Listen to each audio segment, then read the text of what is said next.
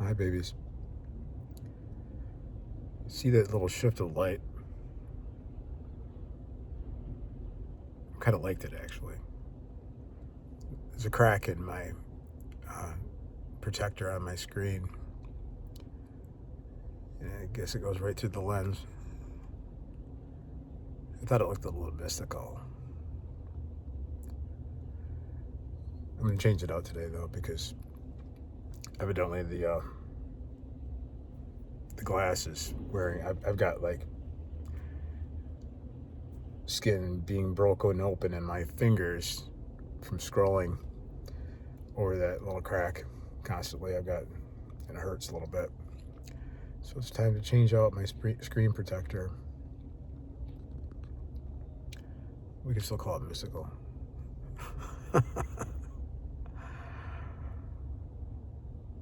Well, Jesus sends us out as lambs amongst wolves.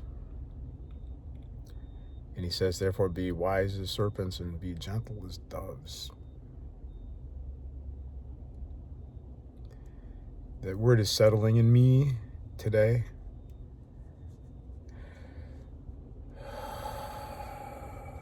And it's becoming really relevant.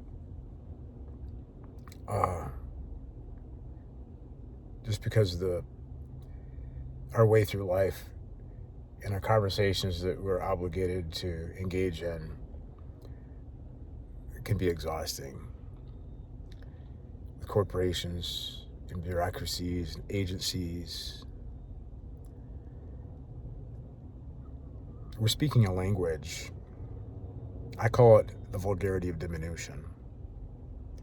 It's vulgar and it diminishes us. When you sign your name on the dotted line, when you come into agreement that such and so, according to your substance, is laid claim on by an entity outside yourself. It's sad and it's infuriating. And I left my employment in 2017 to do elder care. And so this last 8 years has been a pretty fresh perspective for me. And there's a ton of contrast going on right now. And so this demand on my belly that I'm perceiving from those that speak the vulgarities of diminution is pretty stark. I'm experiencing contrast between what I know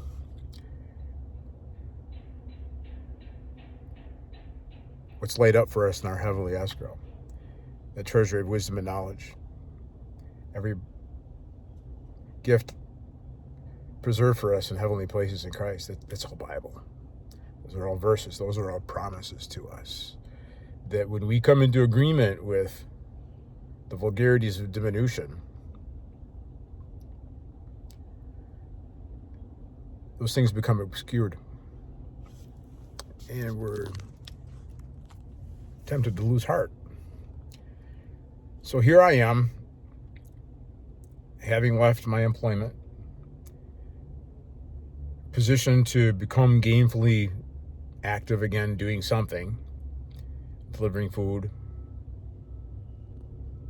just trying to be witty and full of charm, and maybe people will just sponsor my workouts or my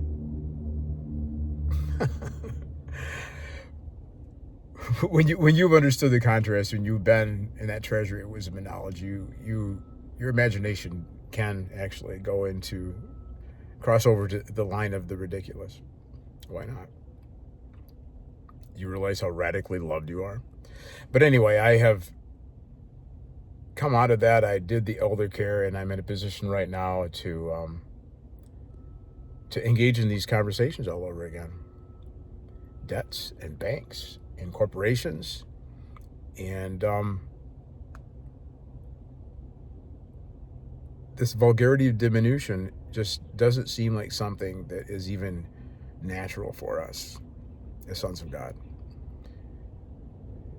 We have a direct line to the earth. We have access to resources. The creation groans and labors with birth pangs until we realize who we are, until the manifestation of the sons of God. And the sons of God do not tolerate any vulgarity of diminution. They speak with a higher tenor. We have a vigorous conversation.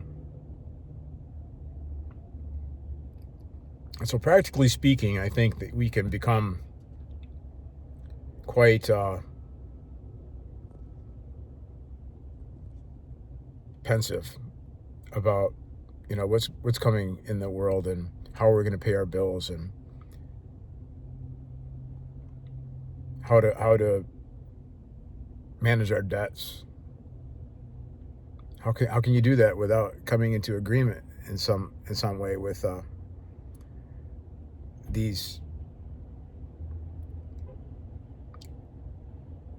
entities?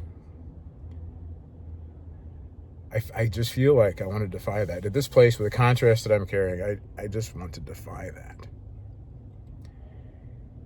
And it's flooring me, and I'm wrestling with this because God is backing me up. And I am calling on him for heart, to fill my heart, to give me courage, to know how he wants to sustain me. We do strive to enter into our rest, after all.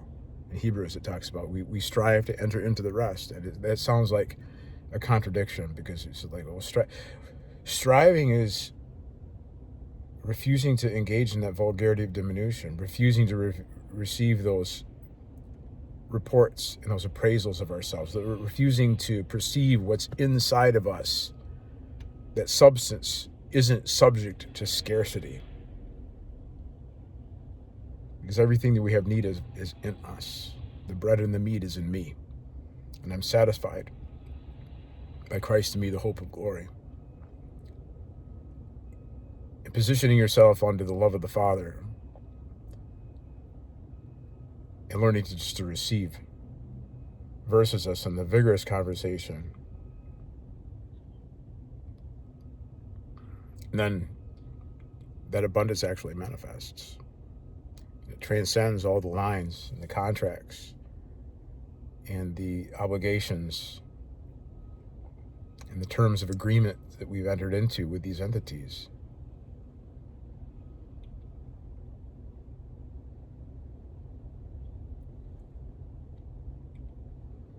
And how he's backed me up in this, because what we're really talking about is Babylonian money magic. It's like the world system and the way it's operating, deliberately driving a wedge between ourselves and the resources of the creation, and making us rely on entities to mete out the resources and the sustenance and the satisfaction that we should have in this earth. It's Babylonian money magic, and it goes back to Babylon.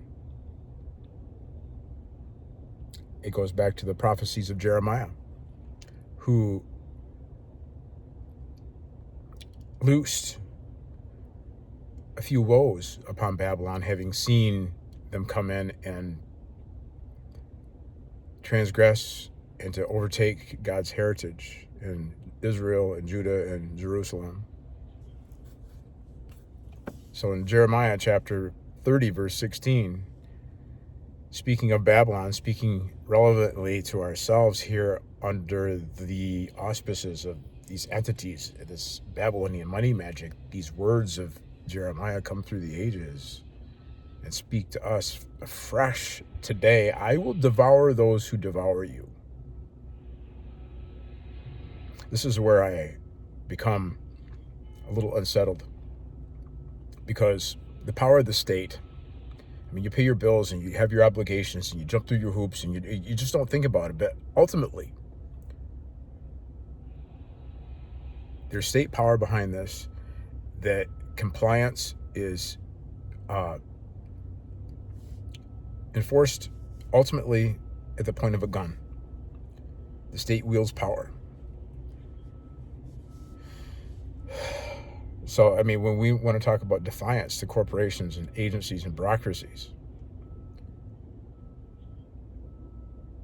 there's some threats.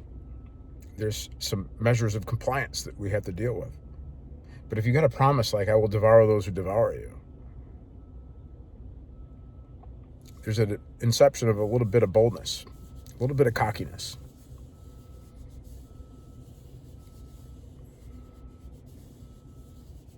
And that's been in me for a while. Even when I was at a corporation, sitting in a cube, doing my thing, the whole arrangement chafed me, and I would be a smart ass. I would tell my boss, go on break or leave for the day, I'll be back when I'm good and ready. Just asserting just a little bit of my own personal sovereignty against the corporate structure. Felt good. Got some laughs.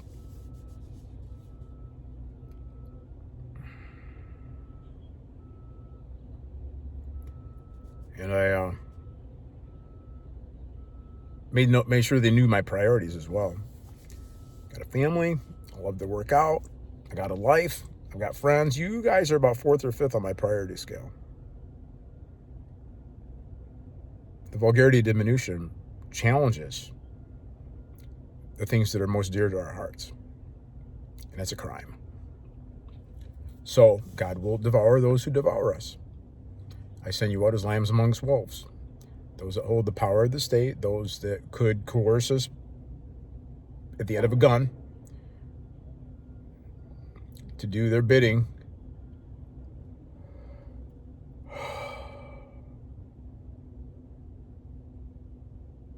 God, give us courage. I've been meditating on Psalm 140 as well, which is another encouraging and relevant text, where in verse 9 it says, as for the head of those who surround you, think the siege of Jerusalem by the Babylonians when they sacked Jerusalem and when you were surrounded, may the head of those who surround you, may their lips bring the mischief of their lips upon their own heads. May fire consume them. So, they've got a language evidently. There's a head. There are bureaucrats. There are legalists. There are agencies. There are governments. And it says, as for the head of those who surround me,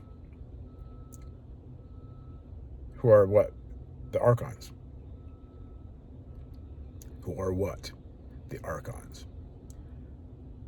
Who the Apostle Paul describes and presents as the disarmed. And I call them the disarmed. I don't call them archons. I don't call them principalities and powers. I call them for what they are. Because Christ disarmed all rule and power, making an open show and a spectacle of them. They are the disarmed. So the head of these world systems are the disarmed. So it seems to me, Lord, like these bureaucrats and legalists and agencies need to be brought up to speed with the disarming of their head. Their head has been severed. The archons, the disarmed, cannot exact tribute. They cannot require substance from our bellies and our livelihoods when we know this.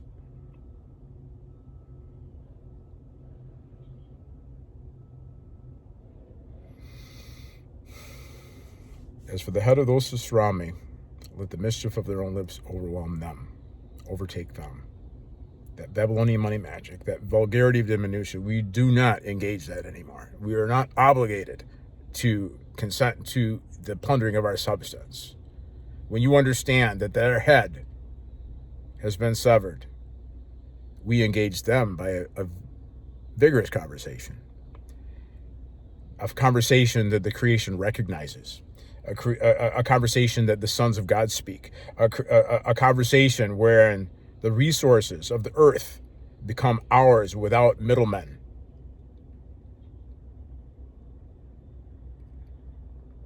Let us wake up to this. Let us take heart. Let us have courage. Let us learn a new language.